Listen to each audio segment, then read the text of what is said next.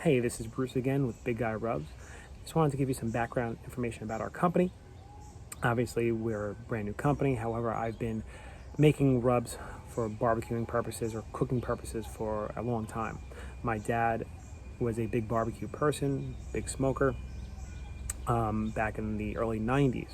And I loved barbecue ever since that point. And I figured, why not make my own rub company, since I've been making the rubs anyway, and people love the barbecue that comes out of these rubs.